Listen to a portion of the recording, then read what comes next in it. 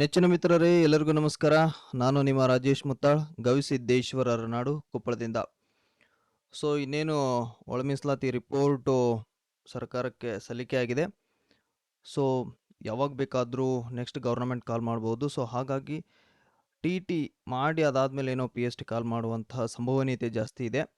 So PST, GPST and any other exams, ಅದು ಯಾವುದೇ ಆಗಲಿ, ಆ ಎಕ್ಸಾಮ್ಸಿಗೆ ಒಂದಿಷ್ಟು ಹಳೆಯ ಕ್ವಶನ್ ಪೇಪರಿನ ಒಂದಿಷ್ಟು ಪ್ರಶ್ನೆಗಳನ್ನು ಆಯ್ಕೆ ಮಾಡಿಕೊಂಡು ಈ ಒಂದು ವಿಡಿಯೋದಲ್ಲಿ ಚರ್ಚೆ ಮಾಡೋಣ ಅಂತ. ಬಹುಶಃ ಬಹಳಷ್ಟು ಯೂಸ್ ಆಗುವಂತಹ ವಿಡಿಯೋ. GKಗೆ ಸಂಬಂಧಪಟ್ಟಿದ್ದು, ಸಾಮಾನ್ಯ ಜ್ಞಾನಕ್ಕೆ ಪಟ್ಟಂತಹ ಪ್ರಶ್ನೆಗಳನ್ನು ತೆಗೆದುಕೊಂಡು ಈ ವಿಡಿಯೋದಲ್ಲಿ ಚರ್ಚೆ ಮಾಡ್ತಾ ಇದ್ದೀನಿ. ಸಂಭವನೀಯ ಪ್ರಶ್ನೆಗಳು ಅಂಥೇಳಿ ತಡ ಮಾಡೋದು ಬೇಡ, ಡೈರೆಕ್ಟಾಗಿ ನಾನು ಕ್ವಶನ್ಸ್ಗೆ ಹೋಗ್ತಾ ಇದ್ದೀನಿ. ದ ಫಸ್ಟ್ ಕ್ವಶನ್ ಹಿಂಗಿದೆ: 2011ರ ಜನಗಣತಿಯಂತೆ ಅತಿ ಕಡಿಮೆ ಜನಸಾಂದ್ರತೆಯುಳ್ಳ ಕೇಂದ್ರಾಡಳಿತ ಪ್ರದೇಶ ಯಾವುದು ಅಂತೇಳಿ. ಸೊ ಲಾಸ್ಟ್ ಟೈಮ್ ಜನಗಣತಿ ಆಗಿರೋದು 2011ಕ್ಕೆ.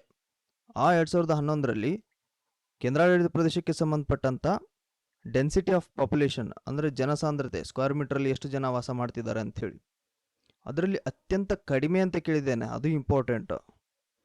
ಸೊ ಇದು ನಮ್ಗೆ ಗೊತ್ತಿರಬೇಕು ಅಂತಂದ್ರೆ ಯೂನಿಯನ್ ಟೆರಿಟರಿ ಒಳಗೆ ಎಷ್ಟು ಡೆನ್ಸಿಟಿ ಲೆವೆಲ್ ಐತಂತ. So Lakshadweep option A, option B Delhi, option C Andaman Nicobar ದ್ವೀಪಗಳು, ಮತ್ತು ಆಪ್ಷನ್ ಡಿ ಪುದುಚೇರಿ ಅಂಥೇಳಿ. ಅತ್ಯಂತ ಕಡಿಮೆ ಅಂತ ಕೇಳಿದಾನ. ಕಡಿಮೆ ಅಂತ ಕೇಳಿದರೆ ಜನಸಾಂದ್ರತೆ ಅತ್ಯಂತ ಕಡಿಮೆ ಇರೋ ಕೇಂದ್ರಾಡಳಿತ ಪ್ರದೇಶ ಅಂಡಮಾನ್ ನಿಕೋಬಾರ್ ಆಗುತ್ತೆ. ಇಲ್ಲಿ ಕೆಳಗಡೆ ಆನ್ಸರ್ಸ್ ಇದೆ ನೋಡ್ರಿ. ಲಕ್ಷದ್ವೀಪದಲ್ಲಿ 2013 ಜನ ಸ್ಕ್ವೇರ್ ಮೀಟ್ರಿಗೆ, ಅಂದರೆ ಜನಸಾಂದ್ರತೆ. ಆಮೇಲೆ ಅಂಡಮಾನ್ ನಿಕೋಬಾರದಲ್ಲಿ 46 ಇದೆ, ಡೆಲ್ಲಿಯಲ್ಲಿ 11,297, ಪುದುಚೇರಿಯಲ್ಲಿ 2,598. ಕೊಟ್ಟಿರುವ ಆಪ್ಷನ್ಸ್ಗಳಲ್ಲಿ ಅತ್ಯಂತ ಕಡಿಮೆ ಯಾವುದು ಅಂತಂದರೆ ಅಂಡಮಾನ್ ನಿಕೋಬಾರ್ ದ್ವೀಪ. ಮಿತ್ರರೇ, ಹಿಂಗೆ ಕೇಳಕತ್ತಾನ ಅಂತಂದ್ರೆ ನಮಗೇನು ಗೊತ್ತಿರಬೇಕು? ಲಾಸ್ಟ್ ಟೈಮ್ ಆಗಿರ್ತಕ್ಕಂಥ ಜನಗಣತಿಯ ಬಗ್ಗೆ ಉಳಿದಿದ್ದು ಎಲ್ಲದನ್ನು ಓದ್ಕೋಬೇಕು. ನಾನು ಈ ವಿಡಿಯೋ ಮಾಡ್ತಿರೋದು ಬಹಳ ಮುಖ್ಯವಾಗಿ ಆಗಿರ್ತಕ್ಕಂಥ ಉದ್ದೇಶ ಏನು ಅಂತಂದ್ರೆ, ನಾವು ಪ್ರಶ್ನೆ ಪತ್ರಿಕೆಗಳನ್ನ ಬಿಡಿಸ್ತೀವಿ, ಅದ್ರ ಜೊತೆಗೆ ಏನು ಮಾಡಬೇಕು, ಆಪ್ಷನ್ಸ್ ಥ್ರೂ ಇನ್ನೂ ಹೆಚ್ಚಿನ ಮಾಹಿತಿಯನ್ನು ನಾವು ಕಲೆಕ್ಟ್ ಹಾಕೋಬೇಕು. ಹೆಚ್ಚಿನ ಮಾಹಿತಿಯನ್ನು ನಾವು ಕಲೆಕ್ಟ್ ಮಾಡ್ಕೊಂಡಾಗ ನಾವೇನು ಮಾಡ್ಬೋದು, ಎಕ್ಸಾಮ್ಸಲ್ಲಿ ಆ ಥರದ ಪ್ರಶ್ನೆ ಮಾಡಿದಾಗ ನಮಗೆ ವೆರಿ ಈಸಿಯಾಗಿ ಆನ್ಸರ್ ಮಾಡ್ಬೋದು. ಇಲ್ಲಿ ಹಿಂಗೆ ಕೇಳೋಣಂದ್ರೆ ನಾವು ಸ್ಟೇಟಿನ ತೊಗೋಬೇಕು, ಹೈಯೆಸ್ಟ್ ಯಾವುದು, ಲೋಯೆಸ್ಟ್ ಯಾವುದು ಅಂತೇಳಿ. ಸೊ ಅದೆಲ್ಲ ನಿಮ್ಗೆ ಗೊತ್ತಾಗಲಿ ಅನ್ನೋದಕ್ಕೋಸ್ಕರ ವಿಡಿಯೋ ಮಾಡ್ತಾ ಇದ್ದೀನಿ. ಸೊ ನೆಕ್ಸ್ಟ್ ಕ್ವಶನ್ಸ್ಗೆ ಹೋಗ್ತಾ ಇದ್ದೀನಿ ನಾನು. ಎರಡನೇ ಪ್ರಶ್ನೆ: ನಾಗರಿಕ ಸೇವೆಗಳ ಸಂವಿಧಾನಾತ್ಮಕ ಸಂರಕ್ಷಣೆಯ ಬಗ್ಗೆ ತಿಳಿಸುವ ವಿಧಿ ಯಾವುದು ಅಂಥೇಳಿ.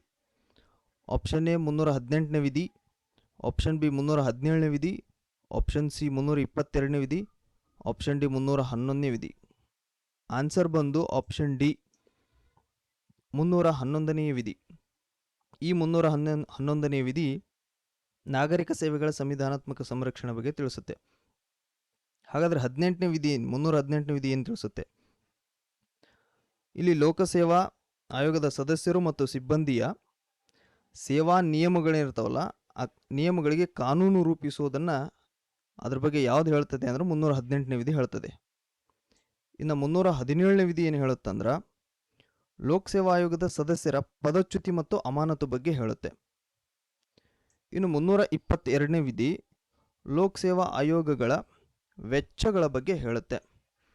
ಇಷ್ಟು ನಾವು ಕನ್ಫರ್ಮೇಷನ್ ಆಗಿ ಇಟ್ಕೊಂಡ್ಬಿಟ್ರೆ ಅವ ಎಕ್ಸಾಮ್ಸ್ನಾಗ ಯಾವ್ದು ಕೇಳಿದ್ರೆ ನಮಗೆ ಗೊತ್ತಾಗುತ್ತೆ. ಇನ್ನೊಂದ್ಸಲ ಹೇಳ್ತೇನೆ, ನಾನು ರಿಪೀಟ್ ಮಾಡ್ತೇನೆ.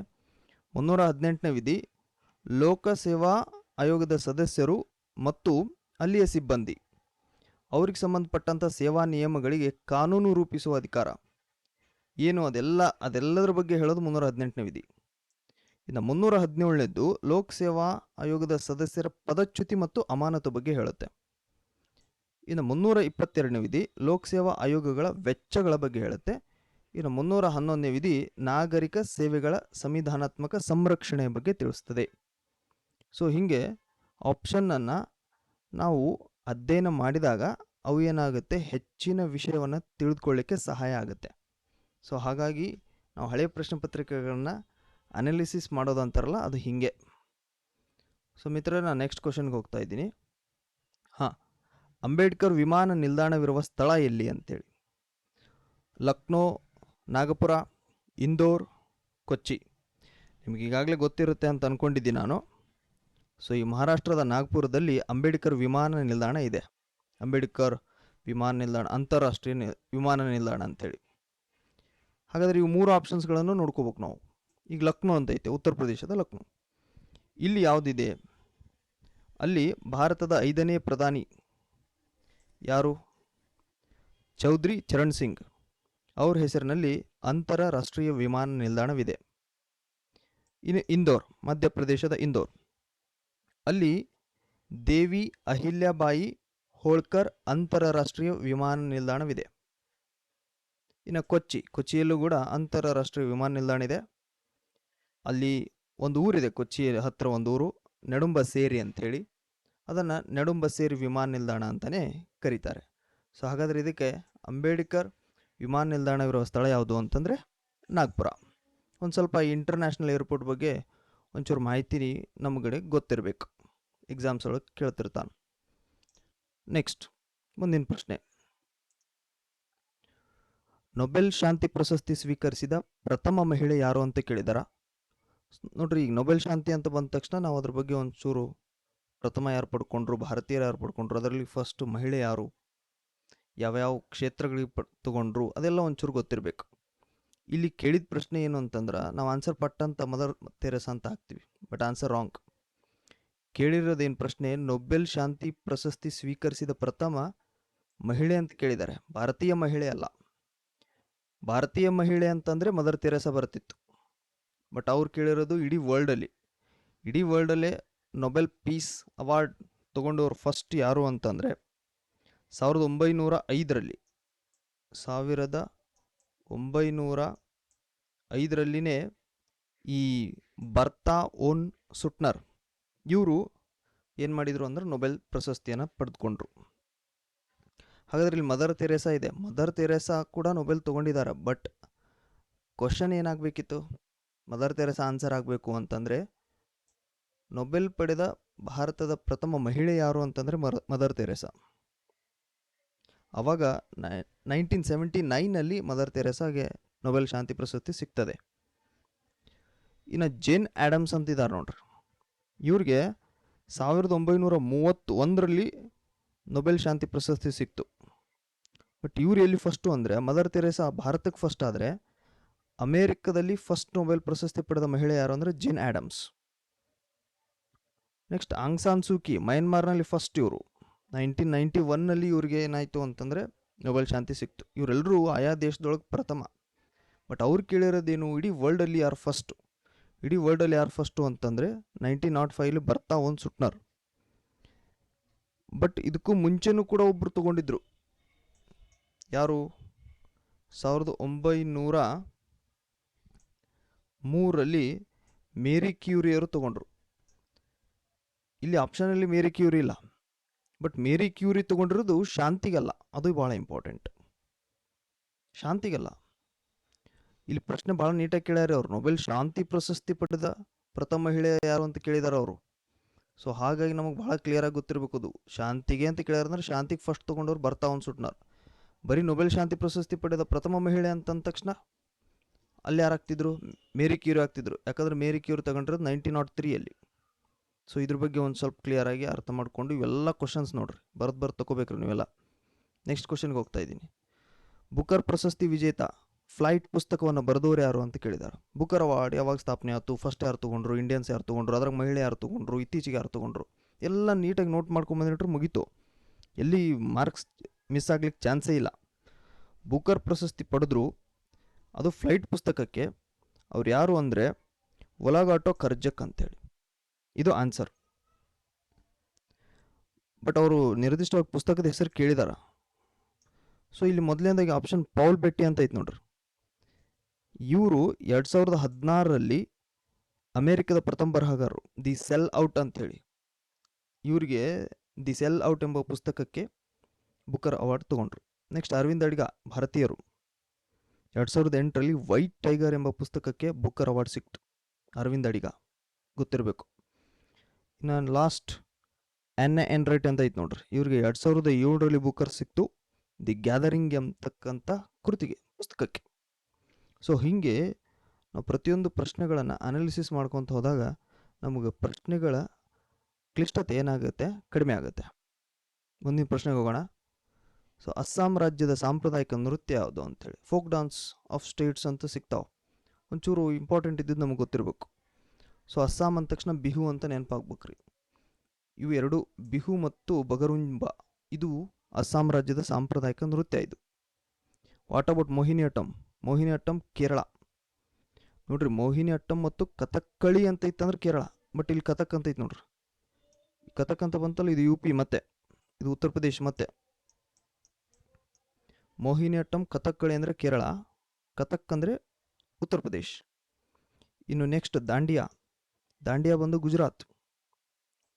ಇನ್ನು ಗೂಮರ್. ಗೂಮರ್ ರಾಜಸ್ಥಾನದ ಸಾಂಪ್ರದಾಯಿಕ ನೃತ್ಯ. ಇನ್ನು ಪದಯಾನಿ. ಪದಯಾನಿ ಬಂದು ಕೇರಳ. ಗಿದ್ದ ಅಥವಾ ಗಿಡ್ಡ ಅಂತ ಕರಿತೇವೆ, ಅದು ಪಂಜಾಬಿನ ಸಾಂಪ್ರದಾಯಿಕ ನೃತ್ಯ. ಒಂದಿಷ್ಟು ಇಂಪಾರ್ಟೆನ್ಸ್ ಫೋಕ್ ಡಾನ್ಸಸ್ ಬರ್ತಾವೆ, ರೀಜನಲ್ ಡಾನ್ಸಸ್ ಬರುತ್ತೆ. ಅವನ್ನೆಲ್ಲವನ್ನ ಲಿಸ್ಟ್ ಮಾಡ್ಕೊಂಡು ಅವಾಗವಾಗ ಕಣ್ಣಾಡಿಸ್ತಾ ಇದ್ದರೆ ಪರ್ಫೆಕ್ಟ್ ಆಗಬಹುದು. ಅದ್ರ ಮೇಲೆ ಎಕ್ಸಾಮ್ಸ್ ಕೇಳ್ತಿರ್ತಾನೆ, ಈಸಿಯಾಗಿ 1 ಮಾರ್ಕ್ ತೊಗೋಬೋದು ರೀ. ಓಕೆ, ಕ್ವಶನ್ಸ್ ಹೆಂಗಿರ್ತಾವೆ ಅನ್ನೋದು ನಾನು ತಿಳಿಸ್ಕೊಡ್ತಾ ಇದ್ದೇನೆ. ಆಪ್ಷನ್ ಹೆಂಗೆ ನಾವು ಅನಾಲಿಸಿಸ್ ಮಾಡಬೇಕು ಅಂತ ನಿಮ್ಗೆ ಗೊತ್ತಾಗ್ತಿದೆ ಅಂತ ಭಾವಿಸ್ಕೊಂಡು ನಾನು ನೆಕ್ಸ್ಟ್ ಕ್ವಶನ್ಗೆ ಹೋಗ್ತೀನಿ. ಸೊ ನೆಕ್ಸ್ಟ್ ಕ್ವಶನ್ ಹಿಂಗಿದೆ: ಈ ರಾಜ್ಯವು ವಿಶ್ವ ಪಾರಂಪರಿಕ ತಾಣಕ್ಕೆ ಯುನೆಸ್ಕೋಗೆ ಸೇರ್ಪಡೆಯಾದ 6 ಬೆಟ್ಟದ ಕೋಟೆಗಳನ್ನು ಹೊಂದಿದೆ ಅಂತ ನೋಡ್ರಿ. ಸೊ ರಾಜಸ್ಥಾನ, ಮಧ್ಯಪ್ರದೇಶ್, ಜಮ್ಮು ಕಾಶ್ಮೀರ್, ಹಿಮಾಚಲ್ ಪ್ರದೇಶ್. ಆನ್ಸರ್ ಬಂದು ರಾಜಸ್ಥಾನದಲ್ಲಿ 6 ಕೋಟೆಗಳಿವೆ. ಆ 6 ಕೋಟೆಗಳು ಏನಾಗಿದೆ ಅಂತಂದರೆ ಯುನೆಸ್ಕೋ ವಿಶ್ವ ಪರಂಪರೆ ತಾಣಕ್ಕೆ ಸೇರ್ಪಡೆಯಾಗಿದೆ. ಇತ್ತೀಚೆಗೆ ಯುನೆಸ್ಕೋಗೆ ಸೇರಿದ್ಯಾವುದು, ಭಾರತದ್ದು ಯಾವುದು, ಎಷ್ಟು ಸೇರ್ಕೊಂಡಿವೆ, ಆಯಾ ಸ್ಟೇಟ್ ಒಳಗೆ ಯಾವ್ಯಾವ ಇವೆ, ಇವೆಲ್ಲವನ್ನು ಏನು ಮಾಡ್ಬೇಕು ರೀ, ನಾವು ಸ್ಟಡಿ ಮಾಡಬೇಕು, ಹುಡುಕ್ಬೇಕು, ತೆಗಿಬೇಕು. ಅದರಿಂದ ಏನಾಗುತ್ತೆ, ನಾವು ಬಹಳ ಪರ್ಫೆಕ್ಟ್ ಆಗ್ತೀವಿ. ಆ ಥರದ್ದು ನಮ್ಮ ಓನ್ ನೋಟ್ಸ್ ಇರಲೇಬೇಕು. ಅವಾಗ ಮಾತ್ರ ಆ ವಿಷಯದ ಬಗ್ಗೆ ಭಾಳ ಪರಿಪೂರ್ಣತೆ ನಮಗೆ ಬರ್ತದೆ. ಮುಂದಿನ ಪ್ರಶ್ನೆಗೆ ಹೋಗೋಣವಾ? Okay, very easy. ಹಂಗೇರಿಯ ರಾಜಧಾನಿ ಯಾವುದು ಅಂತ ಕೇಳಿದ್ದಾರೆ. ಹಂಗೇರಿಯ ರಾಜಧಾನಿ Budapest. But what about Jerusalem? ಇಸ್ರೇಲ್ನ ರಾಜಧಾನಿ Jerusalem. What about Amman? Jordan ರಾಜಧಾನಿ Amman. What about Dublin? Republic of ಐರ್ಲೆಂಡ್ನ ರಾಜಧಾನಿ ಡಬ್ಲಿನ್. ಭಾರತ ಮತ್ತು ಭಾರತ ನೆರೆಹೊರೆಯ ರಾಷ್ಟ್ರಗಳು, ಆಮೇಲೆ ಒಂದಿಷ್ಟು ಭಾರತದ ಜೊತೆಗೆ ಯಾವ ರಾಷ್ಟ್ರಗಳು ವ್ಯವಹಾರ ನಡೆಸ್ತಾ ಇದ್ದಾವೆ, ಅವುಗಳ ರಾಜಧಾನಿ ಯಾವುದು, ಇವೆಲ್ಲವನ್ನು ಒಂದು ಸ್ವಲ್ಪ ನಾವು ನ್ಯೂಸ್ ಪೇಪರಿಂದ ಅವಾಗ ತಿಳ್ಕೊತಿರ್ತೀವಲ್ಲ, ಅವನು ಒಂದು ಕಡೆ ಬರೆದಿಟ್ಕೊಂಡ್ಬಿಡ್ಬೇಕ್ರಿ. ಅವನು ಮ್ಯಾಚ್ ದಿ ಫಾಲೋಯಿಂಗಲ್ಲಿ ಹೀಗೆಲ್ಲ ಕೇಳ್ತಿರ್ತಾನೆ ಎಕ್ಸಾಮ್ಸಿಗೆ. ಸೊ ನೆಕ್ಸ್ಟ್ ಕ್ವಶನ್ಗೆ ಹೋಗೋಣ. ಓಕೆ, ಏಕತಾ ಪ್ರತಿಮೆಯನ್ನು ನಿರ್ಮಿಸಿದವರು ಯಾರು ಅಂತ ಕೇಳಿದ್ದಾರೆ. ಸೊ ಏಕತಾ ಪ್ರತಿಮೆ ಎಲ್ಲಿದೆ? ಗುಜರಾತ್ನಲ್ಲಿದೆ. ಯಾರ್ದದ್ದು? ಅದು ಬಂದು ಸರ್ದಾರ್ ವಲ್ಲಭಾಯ್ ಪಟೇಲ್ರು, ಮೊದಲ ಗೃಹ ಮಂತ್ರಿ ಮತ್ತು ಮೊದಲ ಉಪಪ್ರಧಾನಿ ಭಾರತದ. ಸೊ ಇದಕ್ಕೆ ಆನ್ಸರ್ ಬಂದು ಲಾರ್ಸನ್ ಮತ್ತು ಟೌಬ್ರೋ ಲಿಮಿಟೆಡ್. ಇವ್ರೇನು ಮಾಡಿದರು ಅಂತಂದ್ರೆ ಏಕತಾ ಪ್ರತಿಮೆಯನ್ನು ನಿರ್ಮಾಣ ಮಾಡಿದರು. ಆ ಏಕತಾ ಪ್ರತಿಮೆ ನಿರ್ಮಾಣ ಮಾಡಲಿಕ್ಕೆ ಸುಮಾರು 3,000 ಕೋಟಿ ರೂಪಾಯಿ ಖರ್ಚಾಗಿದೆ. ಗುಜರಾತ್ನಲ್ಲಿದೆ. ಇವೆಲ್ಲ ಬಹಳ ಇಂಪಾರ್ಟೆಂಟ್ ಅನಿಸ್ತವೆ, ಇವನ್ನ ನಾವು ತಿಳ್ಕೊಂಡಿರ್ಬೇಕು. ಸೊ ಈ ಥರದ ಪ್ರತಿಮೆಗಳು ಯಾವ ಮತ್ತೆ ಹೊಸದಾಗಿ ಆದವು, ಅದ್ರದ್ದು ಏನು ವಿಶೇಷತೆ, ಎಲ್ಲಿದೆ, ಅದಕ್ಕೆ ಅದ್ರದ್ದು ಹಿನ್ನೆಲೆ ಏನು, ಇದೆಲ್ಲ ತಿಳ್ಕೊಂಡ್ರೆ ಎಕ್ಸಾಮ್ಸಲ್ಲಿ ಅದನ್ನೇ ಕೇಳ್ತಿರ್ತಾನೆ ರೀ. ಅದು ಬಿಟ್ಟು ಮತ್ತೇನು ಕ್ವಶನ್ಸ್ ಆಗಲ್ಲ. ಇನ್ನು ನೆಕ್ಸ್ಟ್ ಕ್ವಶನ್ನು. ಓಕೆ, ಗಾರ್ಡನರ್ ಪುಸ್ತಕದ ಲೇಖಕರು ಯಾರು ಅಂತ ಕೇಳಿದ್ದಾರೆ. Rabindranath Tagore, Louis Fischer, Jayadeva, SS Gill. Answer ಬಂದು ರವೀಂದ್ರನಾಥ್ ಟಾಗೋರ್.